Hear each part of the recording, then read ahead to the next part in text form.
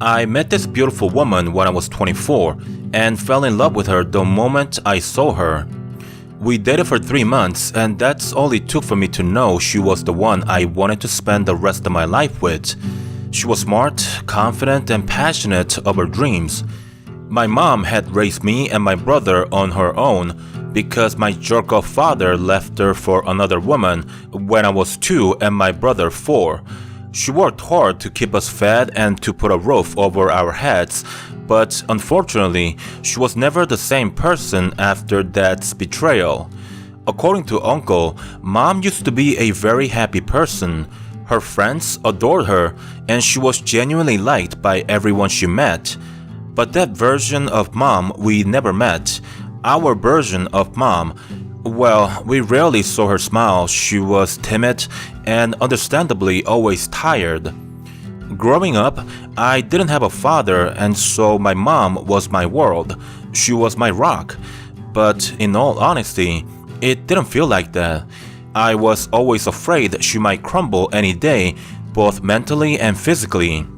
I grew up with that concern until I was old enough to get a job and earn a full-time wage. It was only then that I could breathe easier. Suffice to say, when I met Kimberly, the woman I fell in love with, she was such a breath of fresh air. I don't blame Mom for the way she was. I never have and never will. God bless her for working 11-hour shifts 6 days a week for 16 years until both my older brother and I could fend for ourselves in this savage world. It must have been so hard for her, such a lonely journey to take without a husband, but she pulled it off. Mom passed away before I got married. It was cancer, late stage, and she had no chance to fight it. Not long after, my brother got caught committing a robbery and is currently serving a 12-year sentence. My grandparents hate me and my brother for different reasons. On my father's side, they could care less about us. On my mother's side, they hate us because we apparently remind them of our father. It's only Uncle, my mom's older brother, who gives any damn about us. But we didn't visit him because his wife hates us too. Well, to be fair, she hates my brother and wants to avoid me as well in case I turn out like him. She doesn't want us close to her children. Bitch, but I can't really blame her for that. So basically, I met Kimberly when I was loneliest and desperate for company. To make the situation even more dreamy, she was just so perfect. There I was, a high school graduate who repairs cars for a living, and there she was, a college graduate who works at a fancy art gallery. I couldn't understand how she could be attracted to me. She brought her car for repairs at the shop I work at. I helped her and tried to be as professional as I could, but struggled to do so because she knew right off the bat I was madly in love with her. She was playful and even a little flirty, but it didn't occur to me to ask her out because it was so obvious she was way out of my league. It was actually Kimberly who asked me out when she was picking up the car. It took a day to get the parts and get the car repaired. I wasn't even supposed to be working on that day, but one of my coworkers called in sick and I was called in last minute as a fill-in. I honestly thought she was just messing with me at first. I mean, forget for a moment that we had a vastly different social status, because you see, the discrepancy was clear in the way we looked as well. Kimberly was a full 10 and I'm barely a 5 if I'm slightly generous. When we were together outside, it was clearer as day who was the reacher and who was the settler. But while we were dating, she never once took advantage of my inferior status. She never made me feel like a lesser man. On the contrary, she wanted me to feel equal to her and always made me feel special. I proposed to her 6 months later. It sounds rather soon, but trust me, I would have proposed much earlier if not for the concern that I might freak her out for asking her to marry me after a month of dating. She said yes, and we got married only a month later. The first 12 months of our marriage was an absolute dream. Aside from Kimberly pushing me to get a college degree so I could change my profession to something with better hours and pay, we were happy and didn't really have any dispute. Kimberly was already making good money, so the plan was for her to support me through college. But I didn't want that. Truth be told, I was happy with my job. The life of an auto mechanic is simple. Aside from the occasional request by the owner to overcharge certain customers, which I'm not proud of and always disliked, I love the fact that I simply work on machines. The last thing I wanted was dealing with office politics and sucking up to superiors. So the job situation was the only thing we couldn't agree on. But it was a topic that never died. She brought it up at least once a month when I'm in the best possible mood, and we would always end up arguing over it. But that was only a small hitch in what otherwise was a beautiful life. We were genuinely happy. Then one day, Grace happened. I got a little too excited in the bedroom, was a little too late, and impregnated Kimberly. We didn't plan for Grace that early in our marriage, and Kimberly was seriously pissed at me for pulling out too late. Even so, I thought she'd be happy. I had no doubt she would come around, but she never did. After Grace was born, my wife had become a completely different person. She was cold, distant, and uncaring. I would have been okay with that if that attitude was only for me, but she was the same way with Grace. She refused to hold her, never smiled at Grace, and had the nanny looking after her around the clock. We fought a lot because of that, and she began coming home late, then even later after a few months. By that point, we weren't intimate. She stopped talking to me and would often spend the night at her friends. At least that's what she texted me at midnight. I knew something was up, something just wasn't right. But between my job and having to take care of Grace after work, I didn't have the mental capacity to think beyond anything but surviving the day. I let everything slide. I even knew my wife was probably cheating on me.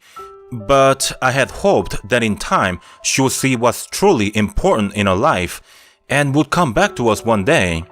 Sadly, the unthinkable happened just a few days before Grace's second birthday. I was out of state for 2 days to attend my uncle's funeral, the only uncle who gave a damn about me and my brother. I came home to find a note on my bed. It was from my wife.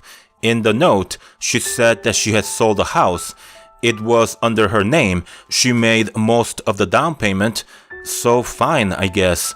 She told me I had 2 weeks to move out and that she had left $3,000 in the safe for child support payments for the first 2 months. She also informed me to not look for her because she would have been out of the country by the time I came home. It was only later that I found out she was cheating on me with one of her wealthy clients, and they had moved to Italy together. She filed for a no-fault divorce through her lawyer, and I didn't contest it because I was so distraught and also too many things to take care of. I had to look for a new place, find a way to pay the rent on my own, the nanny, and everything else. I couldn't plan the future for Grace with the assumption that a mother who ran off with another man would continue to support her. I had to think about surviving on our own. My uncertainty of Kimberly became a reality only a few months thereafter. I had moved out of the old house, the divorce was settled, and then Kimberly disappeared. Her number was disconnected. Not that I believed them, but her parents told me they had lost contact with her as well, and the child support stopped coming in.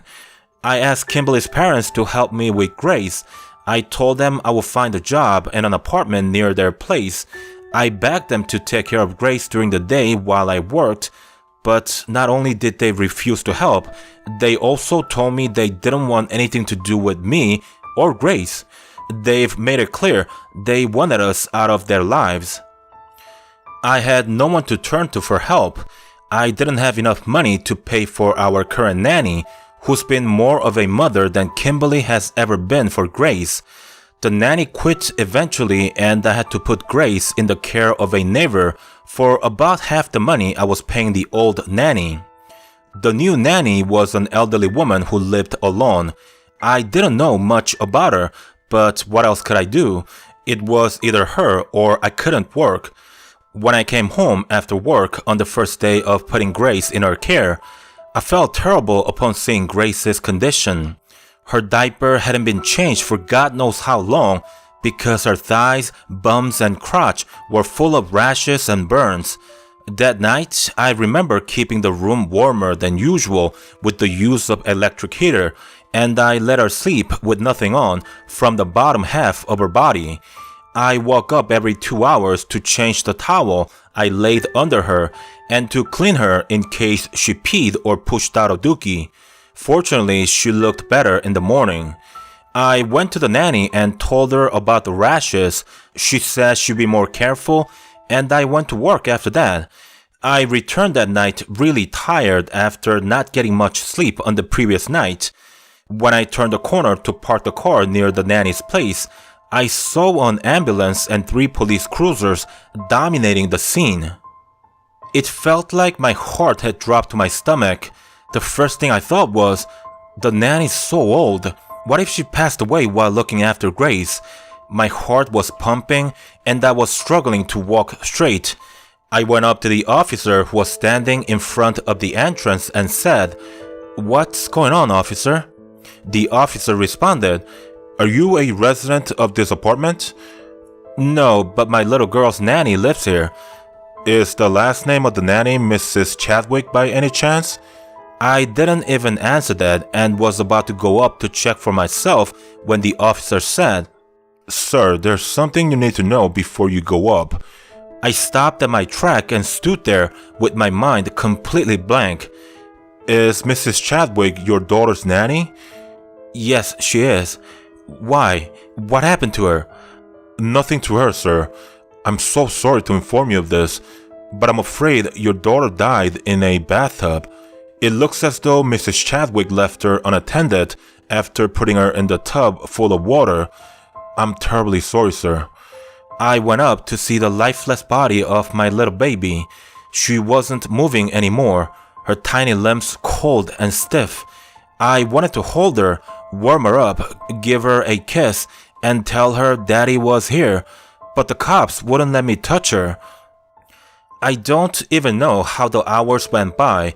All I remember is that I cried and cried endlessly. I was able to see her, hold her, and kiss her one last time the next day. My baby died without ever reaching the age old enough to say Daddy. Without ever once being truly loved by her mother. She expired in that old dirty tub. They ruled her death an accident. They said Mrs. Chadwick was unfit to be in charge of the care of a newborn. And just like that, the world erased my daughter from existence, and life went on as if she was never alive. Life was obviously never the same for me after that. I had to put away everything that belonged to Grace just so that I could stop myself from slitting my wrist. I drank every night because I couldn't fall asleep without alcohol in my system.